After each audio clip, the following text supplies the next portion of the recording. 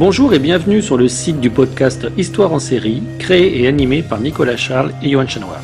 Au programme, une analyse des séries d'hier, d'aujourd'hui et de demain par les spécialistes des questions mobilisées par nos shows préférés.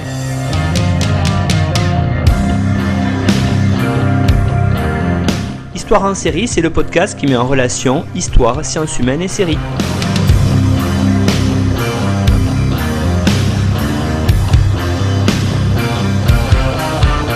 Bonjour à tous et à toutes, Histoire en série se met en mode campus. On va vous diffuser régulièrement des travaux d'étudiants et d'étudiantes qui vont analyser, montrer, étudier comment ils voient les séries. On commence cette série d'émissions avec les étudiants de Sciences Po Paris, campus de Reims, sous l'égide de Johan Chanoir, qui ont travaillé sur des séries. Bonne écoute à tous.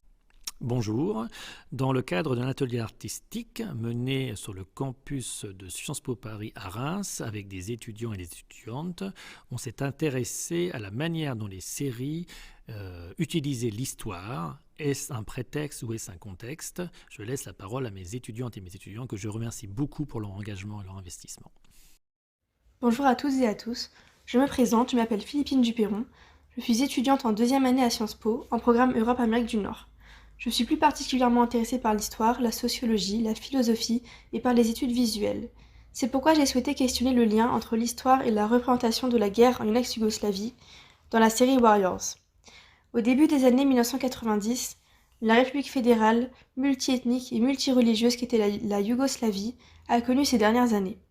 Elle était composée des Slovènes et des Croates, majoritairement catholiques, des Serbes, Macédoniens et Monténégrins, qui étaient majoritairement orthodoxes, ainsi que des Bosniaques, qui étaient majoritairement musulmans. De plus, la population serbe était assez présente en Bosnie-Herzégovine et en Croatie. Les différents États de la Yougoslavie, aussi divers soient-ils, cohabitaient dans la fédération depuis 1945 sous le président communiste Josip Broz Tito, autrement appelé maréchal Tito. Il occupait le monopole du pouvoir et réalisait des oppressions politiques de masse. À sa mort en 1980, les nationalismes ont pu émerger. La montée des nationalismes, la crise économique, l'influence de la dislocation de l'URSS, ou encore le fait que la République fédérale profitait principalement à la Serbie, tant d'un point de vue économique que politique, ont conduit à une vague d'indépendance en Yougoslavie. Plus que la guerre en ex-Yougoslavie, il s'agit d'une série de guerres qui s'est étendue de 1991 à 2001, à commencer par la Slovénie, puis la Croatie, et ensuite la guerre de Bosnie de 1992 à 1995.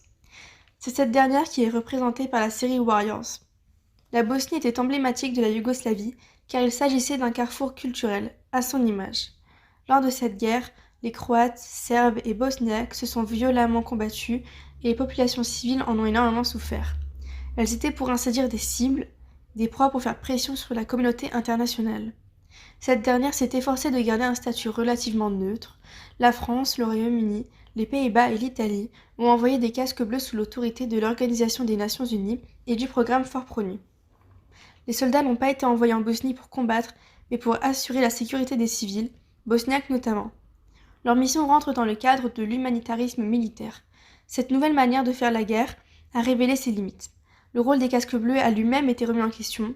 Combattre, c'est prendre position dans le conflit. Déplacer les populations, c'est participer au nettoyage ethnique. Warriors représente les dilemmes auxquels les soldats britanniques de l'ONU ont été confrontés. Le contexte établi, passons à la présentation de la série. Warriors est ce qu'on appellerait aujourd'hui une mini-série. Il s'agit d'une sorte de feuilleton fragmenté, diffusé en 1999 sur la BBC, puis sur Arte en France, soit seulement 4 ans après la fin de la guerre de Bosnie. Le réalisateur, Peter Kosminski, est un ancien reporter de guerre, réalisateur et documentariste britannique. Il travaillait notamment pour la BBC. Warriors est le nom donné aux chars britanniques qui ont servi à la Fort Promu. En effet, c'est le point de vue des casques bleus britanniques que Peter Kosminski a choisi d'adopter. Tout d'abord, on les retrouve au Royaume-Uni, entourés de leurs proches. Ils vivent normalement, ils sont insouciants, jeunes, joyeux. Leurs vies sont confortables, ils ont de nombreux projets pour l'avenir. Par exemple, un soldat du nom de Neil programme son mariage et attend son premier enfant. Cette première période est assez courte, il laisse rapidement place à la seconde, plus longue, beaucoup plus longue, en Bosnie.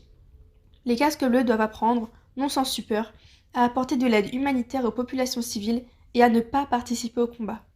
Ils assistent impuissants à des destructions de villages, à des massacres, à un processus de purification ethnique et plus encore. Peter Kosminski met alors en exergue la difficulté de la neutralité et les dilemmes que les casques bleus ont affrontés.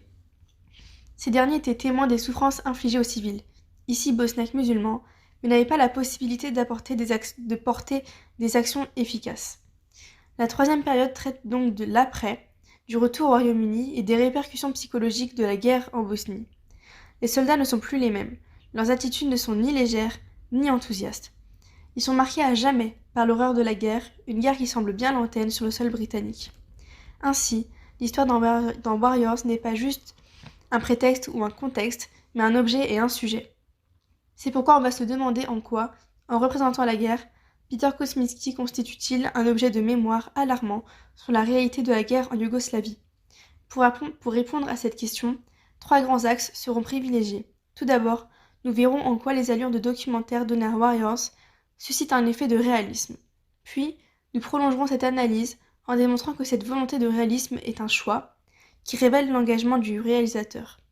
Enfin, nous suggérerons que Peter Kosminski s'est servi de l'effet réaliste comme tremplin pour transformer son engagement en message britannique. Tout d'abord, Warriors prend des allures de documentaire afin de créer un effet de réalisme.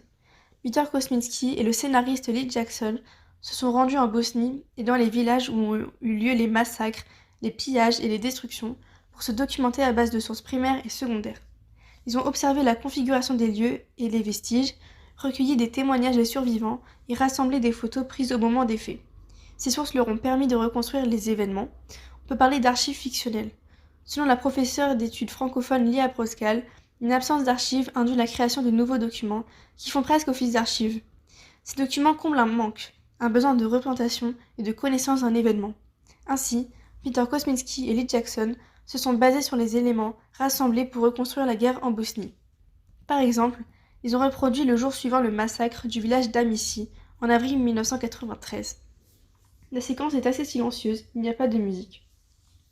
Les casques bleus britanniques découvrent le village et comprennent rapidement que les soldats serbes ont incendié les maisons avec les habitants enfermés à l'intérieur. Les plans sont simples et s'apparentent à des photos des corps calcinés. L'intention était certainement de montrer avec pudeur, par respect pour les victimes et pour écarter tout sensationnalisme. Ce genre de séquence participe au réalisme de Warriors. Cela est rendu possible par l'utilisation d'une image froide, symbole de la mort et de l'apocalypse, par une majorité de plans poitrine, on suit constamment les soldats, on est avec eux, mais aussi par des plans plongés et contre-plongés. Les soldats voient les civils de haut et inversement. Ces plans symbolisent les rapports de force et de dépendance entre les civils et l'ONU. Autre exemple, les scènes de chaos représentent les civils pris pour cible par les tirs. La caméra est instable et en mouvement. En ce qui concerne le son, il y a très peu de musique dans Warriors. Il n'y a que 3 thèmes qui sont utilisés à des moments stratégiques.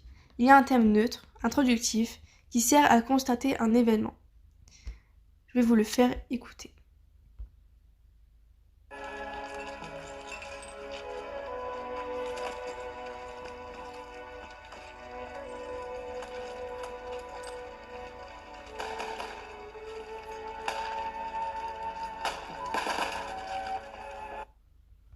Voilà pour le premier thème. Un autre caractérise le thème du danger, du mal. Il précède souvent l'arrivée des soldats serbes. Encore une fois, je vais vous le faire écouter.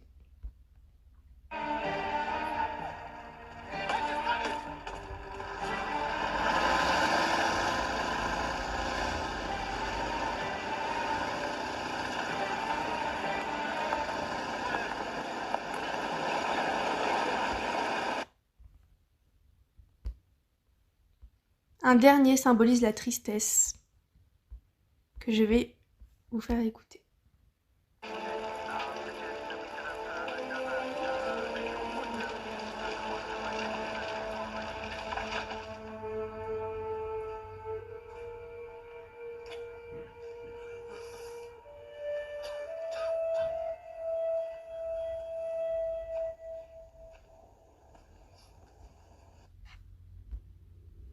Voilà pour la musique.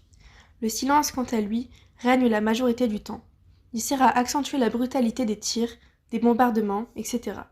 Ainsi, Peter Kosminski a fait usage des outils cinématographiques privilégiés par les documentaires pour schématiser la réalité et atteindre un effet réaliste. Cela nous amène au deuxième grand axe, qui suggère que cette volonté de réalisme est un choix qui révèle l'engagement du réalisateur. Ce dernier disait sur Warriors: « Ce que nous cherchions à faire ressortir, c'était l'impact que ces événements ont eu sur les jeunes soldats qui se sont rendus dans ce village quelques heures seulement après les événements. » Il a cherché à mettre en avant l'expérience de guerre, et plus particulièrement les aspects que les communautés internationales et britanniques n'ont pas voulu voir. Toutes les caractéristiques de la guerre de Bosnie sont montrées ou suggérées. On reste dans une démarche de respect envers les victimes et de non-sensationnalisme. Sont représentés la purification ethnique, la persécution des Bosniaques et des musulmans, les destructions, les incendies, l'instrumentalisation des civils et les viols de masse, suggérés à 2 reprises. Le réalisateur affirme son engagement en installant une dichotomie entre les soldats serbes et les civils, soutenus par les casques bleus. Concrètement, la caméra suit constamment les casques bleus. Ils sont présents sur tous les plans. Leurs gestes sont doux, sensibles, ils sont représentés comme des héros. De plus, leur présence crée une proximité avec les téléspectateurs qui s'attachent à eux. En ce qui concerne les soldats serbes, ils sont cruels, bruts, sans cœur, et arborent des sourires narquois. Ils sont souvent accompagnés du thème du mal que j'ai diffusé précédemment. Ils aiment tuer, surtout les musulmans. Cela se retrouve dans les dialogues, dans leurs attitudes. Et si je n'ai pas inséré d'extrait audio, c'est parce que les dialogues entre eux sont en serbe, sous-titré anglais. La barrière de la langue participe à son tour à la dichotomie et à l'absence de proximité et d'identification avec les téléspectateurs britanniques. De plus, il y a ceux qu'on montre et ceux que l'on ne montre pas, à savoir les responsables politiques internationaux et les responsables de la force ONU. En effet, Warriors dresse également une critique de ces derniers par leur absence physique sur le terrain et par les instructions qu'ils donnent. Par exemple, dans de nombreuses séquences, ils interdisent via la radio de déplacer les réfugiés. Autrement dit, il y a une barrière étanche avec les civils. Ils ne voient pas les autorités internationales et les autorités ne les voient pas non plus. Cette idée est renforcée par l'absurdité des dialogues.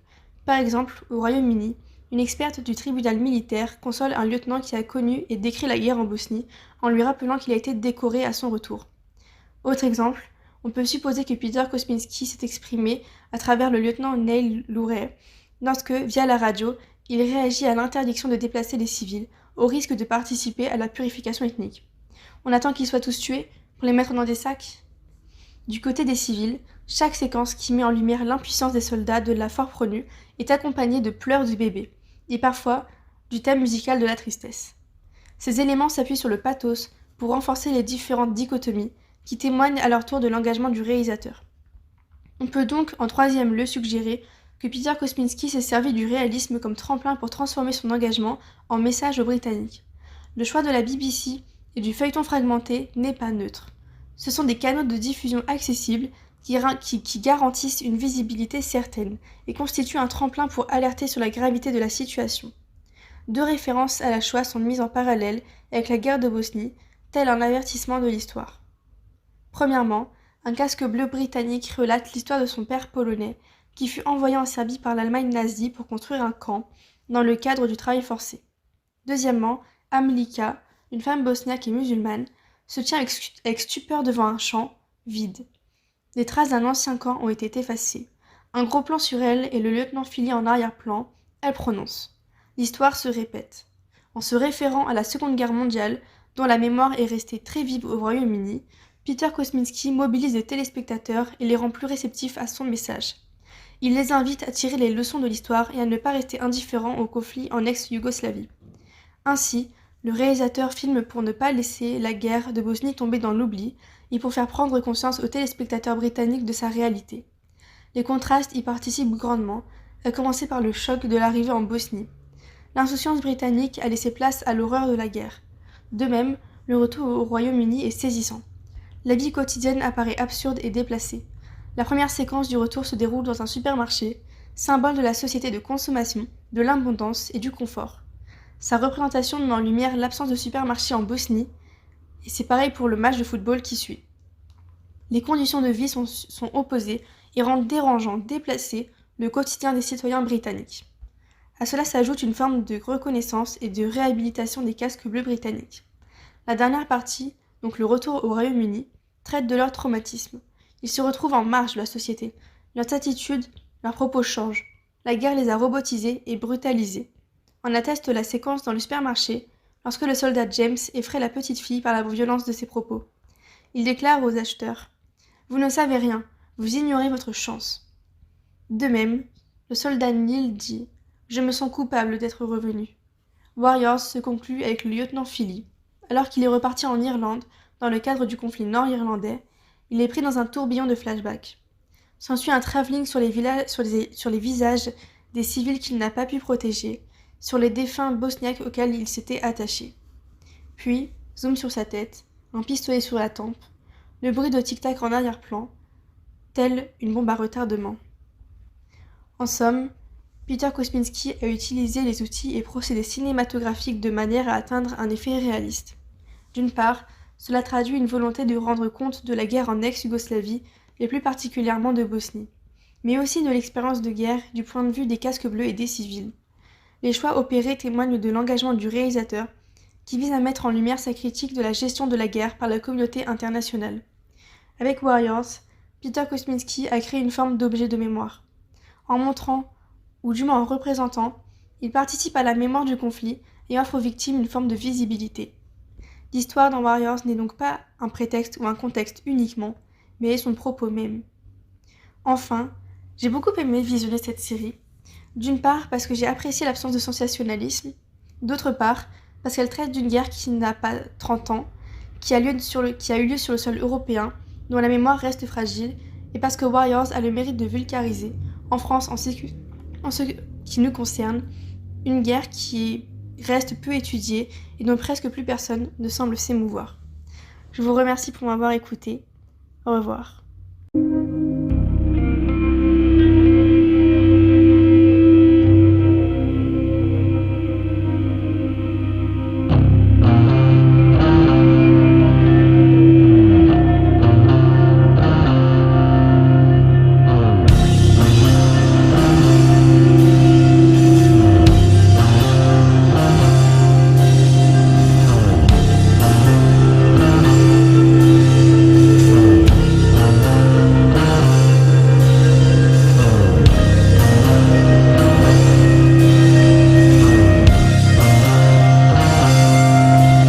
Retrouvez-nous sur Twitter @Histoire en série pour connaître le programme à venir ainsi que des conseils bibliographiques.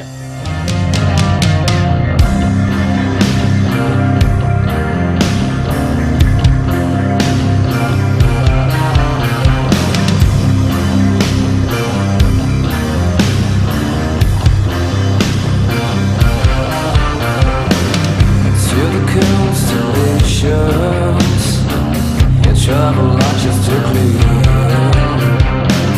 such a beautiful planet populated by a strangely animals. Unless I missed again, you want to know for what